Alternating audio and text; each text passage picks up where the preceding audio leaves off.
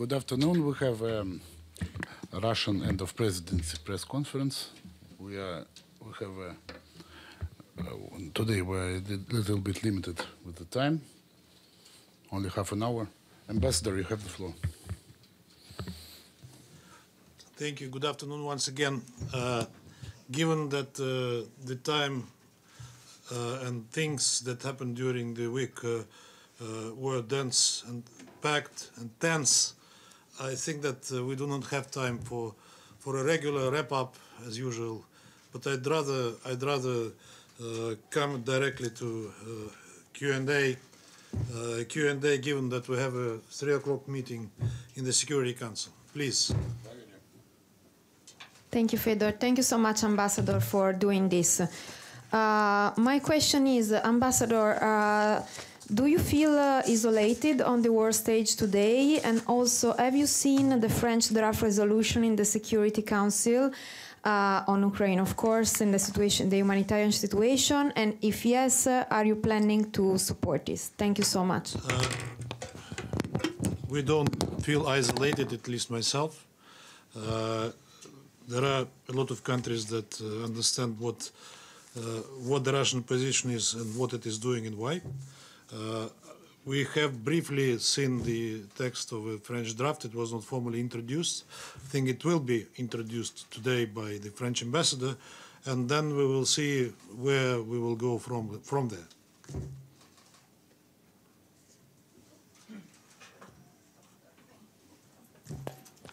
Hi, Ambassador. Technical difficulties? Yeah, sorry. We're good. Thank you. Thanks for the briefing. A bit of a follow-on, actually, from Valeria on Ukraine. From whom? From Valeria. Okay. On Ukraine. President Putin started this describing it as a special military operation in eastern Ukraine. It's now spread across most of Ukraine. How would you describe what's happening on the ground now? And the UN, Michelle Bachelet, has said that more than 100 civilians so far have been killed, and yet you're saying the Russian troops are not targeting civilians. How do you feel about defending the Russian military when civilians are being killed? Thank you. The Russian president didn't say it was a special military operation, in Donbass. He said it was a special military operation in Ukraine. Look, we have to understand what is happening. We have to go back into history, and it doesn't start and didn't start even in 2013, 2014. The Ukrainian conflict and the situation has a long history which dates back those years. But when there was a anti-constitutional coup in Kiev in 2014, and the Ukrainian authorities started to persecute those who were not. Would you allow me just a second, because I need to answer this call, please?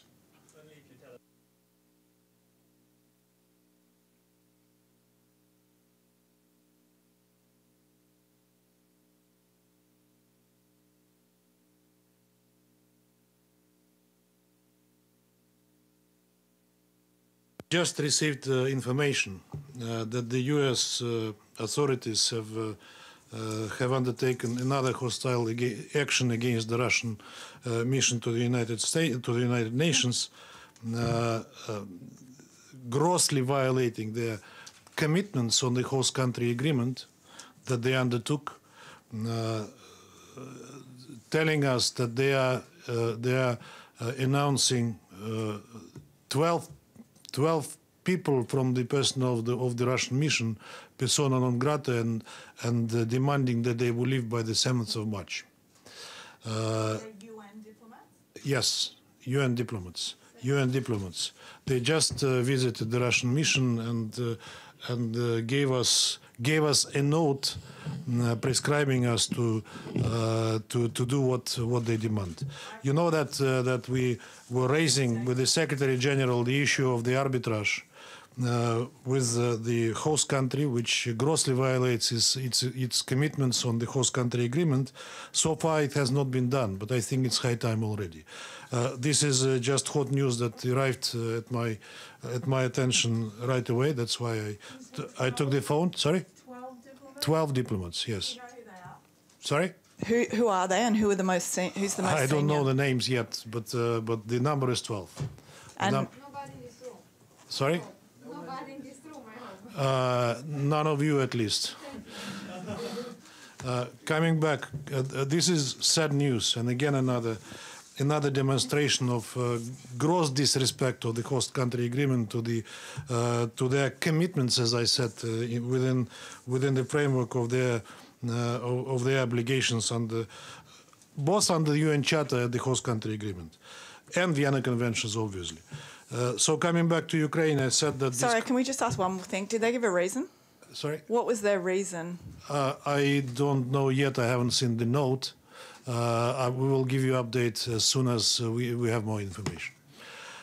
Coming back to Ukraine, as I said, the conflict has a long history. It didn't start in 2013 or 2014, but 2014 marked a landmark, a threshold from what was growing and ripening slowly in Ukraine all those years after their independence, and resulted in a constitutional coup and the war of Ukrainian regime against its own people who protested and who were opposed to what the Maidan regime was trying to implement. For 8 years, we've been trying, unfortunately in vain, to make Ukrainian authorities to comply with the Minsk agreements, and we went out of the way to do so.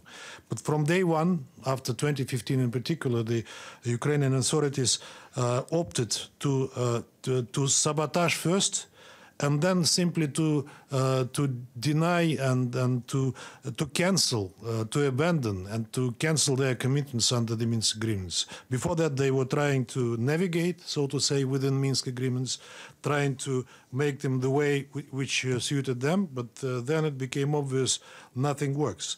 And then in February, in January and February 2022, when the West started to beef up Ukrainian state with lethal weapons, when Ukrainian authorities amassed 120,000 servicemen at the border of the contact line with Donbass, and when they upscaled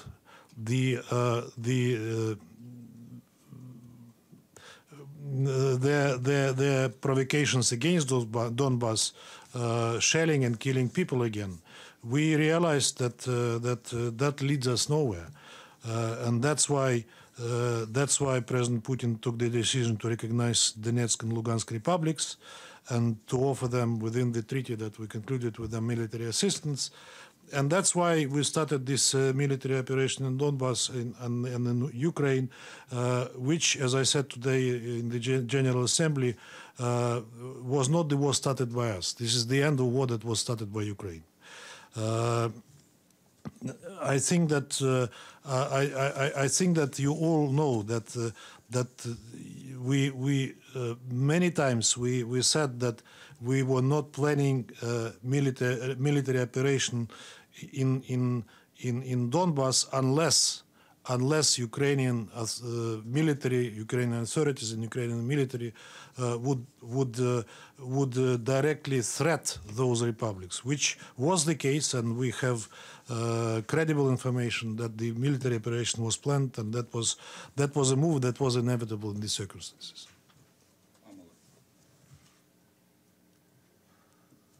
Thank you, Ambassador, for the briefing. It's Pamela Falk from CBS News. There have been some reports out of the border meeting in Belarus between Russia and Ukraine. What is it, in your view, that would bring peace to Ukraine and withdrawal of Russian forces? What is that? And then a little follow-up to Valeria's question. Country after country are coming to the General Assembly podium and supporting Ukraine, feeling that Russia is the aggressor. What is your view of that, if not isolation? Thank you so much. Okay. What will bring peace to Ukraine? We clearly said, and that is demilitarization and de-nazification of Ukraine, which creates a clear and immediate danger to us, also within the context of geopolitical stability, because as President Putin said, that if not today or tomorrow, one day in 30 or 50 years, Ukraine might and will perhaps become a NATO member. That will move NATO to the Russian border, and that will be an existential threat for us. And that is something that we will not allow to happen. What will bring peace to Ukraine unanswered? I answered on the talks that were held on the border of Ukraine and Belarus were finished at this stage. The result, the details of that are not known to me, but I know that there was a decision to continue those talks. When and where, I do not know yet. Perhaps in the same place. There was some report that there was common ground. Did you hear of any common ground, or what it might be? I don't know I don't know the details, as I said, but I know that today President Putin spoke to President Macron, and he listed those conditions that we demand from Ukrainians, and they are well known. As I said, demilitarization and denazification of Ukraine, commitment to its neutral status, not to join NATO, and not to move weapons to our borders. I didn't answer one question that Michelle posed to me, which is about reports about 100 civilians dead. There are a lot of reports today, and I said that there are a lot of fake news. There are a lot of fake factories that produce those news. We do not have credible reports on civilian casualties. Of course, war is a bad thing, and anything can happen. But to call this, to consider those reports credible, is very difficult, since we are witnessing and we are encountering massive propaganda campaign. Using, as I said, troll factories that produce those news, to which we referred to in our recent statements on numerous occasions. So you just referred to this as war. This is now war? This is a special military operation, which is commonly called. I wouldn't call it a war, because war means an outright military hostilities. But as you know, we announced it and we maintain it, that we are only targeting military objects in Ukraine. We do not target any civilian infrastructure, nor the cities as they report. Thank you, Ambassador. Sherman Briceby, South African Broadcasting. Can you talk about your relationship with the Secretary General, right? We saw you in the General Assembly on Wednesday. You had a very animated discussion. We couldn't read lips, but we certainly saw the body language. There's been a lot of criticism. And the UN argues that essentially all he's doing is defending the UN Charter that says states must settle their disputes through peaceful means, which is not happening here. So that's one issue. What should the SG do in this instance? And in addition to that, this notion of the denazification of Ukraine. Ukraine has a Jewish president. So it just beggars belief that you are talking about Nazis in removing Nazis in Ukraine when the president himself is a Jew. There was a criticism on my part, on our part, of the Secretary General for the position he took on the crisis. I do not recall, as I said to him directly and out loud, that he took similar positions in similar cases, and there were many, in fact. Syria, take other examples. There were many where his position was much more subdued, but there was no body language, rest assured. That was a criticism within the diplomatic protocol, which I think I didn't overstep. On the fact that Zelensky has Jewish heritage, it doesn't matter because real power in Ukraine, real political weight, belongs to the radicals and neo-Nazis who defy the president, who have their own agenda, who rule the ball in Ukraine, in fact. And President Zelensky, who came with a landslide victory of 74% of the population, promising to end the war, first thing on the list of his priorities. But then he was slowly backing off this, and he finished practically playing into the hands of those radical and neo-Nazi organizations, which claim that they represent the patriotic part of the Ukrainian society. He demonstrated that he's weak, that he has no political will and power in the circumstances he found himself in to resist those radicals who are the main political driving force in today's Ukraine.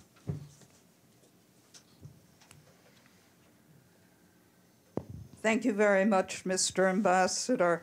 A follow-up on Russia's calling it an existential threat if Ukraine were to join NATO. Russia is already neighboring NATO countries, so why would Ukraine becoming another NATO country make it more of an existential threat than it already is in your eyes? And secondly, there has been a lot of talk by European leaders about how Russia's invasion, aggression on Ukraine is going to change the European security architecture, not just today, but for decades to come. I wonder if you could comment on your reaction to that. Thank you. Yes, we are neighboring NATO countries, and that was the result of cheating by our Western partners who at a time when the Berlin Wall collapsed, and at the time of the reunification of Germany, were telling us that they would not move beyond borders of the former GDR. And our naive leadership at that time, Gorbachev and Shevardnadze, opted to believe them about it. Now our Western partners are vehemently denying that there was any of such, I wouldn't call it even commitments or pledges, even promises. But documents revealed tell us that that was the case. And again, the naive Soviet leadership believed in it. Now we are ripening the fruit of this naivete. And having indeed NATO countries at our borders. And we know that, you know that there are that the NATO infrastructure is moving towards Russian borders as we speak. That they are conducting exercises right on the border of the Russian Federation. We've been offering NATO to come to an agreement to move our troops, even for the exercises, at a certain distance, not to provoke each other. And that appeal has been addressed to NATO a long time ago, to which it never reacted. I remember the last conversation between Lavrov and Stoltenberg here in New York at the high-level segment of the General Assembly in 2021, when at repeated reminders by Lavrov to Stoltenberg about that issue, he was evading the question. He was simply evading the question, as NATO did, and all the countries did. The presence of NATO infrastructure around our borders and in the close proximity to it, of course, it is a threat to us, which is geopolitical. That's why we offered to the USA and NATO to engage in serious dialogue on security guarantees. That offer was made as early as recently as I think October, November this year.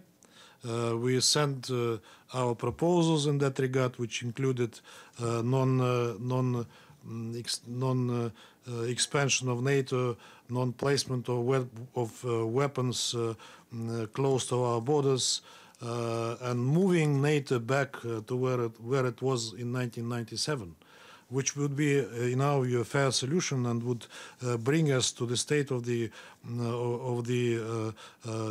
security architecture, which would be beneficial for all the participants. But we received a reply which basically denied all our ideas in that regard. We were told that any country has a right to choose their allies freely. Of course, meaning Ukraine first of all. But as we said, they are forgetting about another thing to which they committed in the OSCE summits on the indivisibility of security, which says that security of one country cannot be reached at the expense of the security of the other, and that was a commitment, not just a paragraph in a joint statement. Russian invasion to change European security architecture. I think NATO has changed European security architecture already back after 1997 when it started to expand to the east, contrary to their promises, unfortunately not commitments.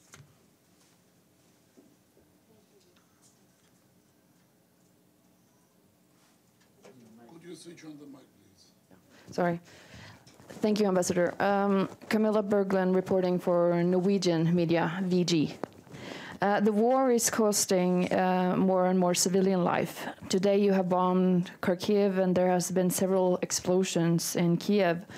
What are you doing to prevent civilian casualties during your war on Ukraine? I already said that the reports that are dubbed credible may not be credible at all. We have regular briefings by our Ministry of Defense, which maintains that we are not targeting civilian objects in Ukraine, nor the cities as such. So these reports about bombing of Kharkiv or explosions in Kiev should be verified. We strongly doubt, given the number of fakes that are spreading these days about the issue, as I told you. Explosions in Kiev is not true, because if there are any explosions, these are in the suburbs of Kiev, as far as I know, and they refer to the military infrastructure that the Russian armed forces are targeting. But we have reporters on ground reporting that there are Russian bombings in Kiev. So in Kiev, I do not have this information. We saw some footages of buildings partly destroyed, but it was then said and confirmed by our military that it was not our missiles, but either a plane of Ukraine or a wrong missile that went into that building. We didn't bomb residential areas of Kiev.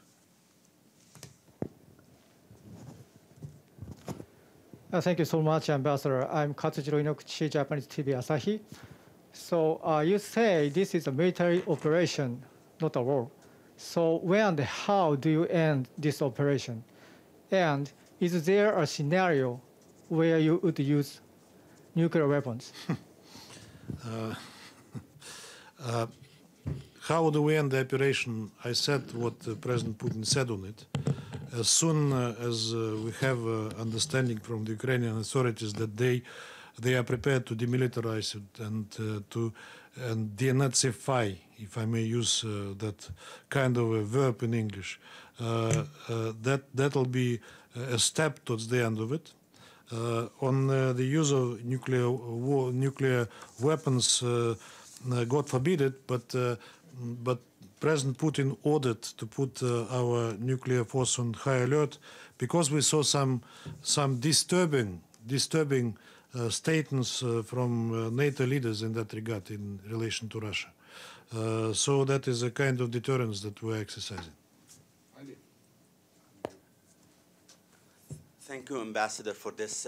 We noticed recently that Kuwait supported the draft resolution condemning Russia. Lebanon condemned Russia, but the UAE abstained on that very draft resolution. And the UAE is just taking up the presidency of the Security Council. What do you expect from UAE and the Arab countries regarding this this crisis? And is Russia going to respond to the latest step by the U.S. by expelling 12 diplomats? Thank you. What we expect from the UAE during their presidency, we expect that the UAE will uphold the integrity of the office of the presidency and that it will conduct it in a smooth way and according to, we know that UAE has a strong diplomatic school and we know their staff and I'm sure that they will do it hopefully with flying colors in the present circumstances. What was the last question? How is Russia going to respond to that? Well, I'm sure that the response will follow because it's a diplomatic practice which provides for a tit for tat. It's not our choice. We didn't initiate it, and I think that the answer will be given, but it's not for me to decide. I have to apologize to you. We are finishing our press conference. Sorry that it was short today, but I think you will bear with me because of the circumstances. Ambassador, are these diplomats who are being expelled diplomats whose visas are coming to an end? Sorry? Are these diplomats whose US visas are coming to an end? I didn't understand. As in, are their visas running out and they have to leave anyway, or? So look, we have many diplomats in the mission who do not have visa extensions. They can stay in the U.S. and continue their job. What they cannot do is to leave they can leave the country, but that's 100% guarantee that they will not come back because they will not get their visa extensions. Who of those 12 have valid U.S. visas today and who are not, I have no idea yet because I didn't see the names. Okay, we appreciate any further information you can share. Yeah.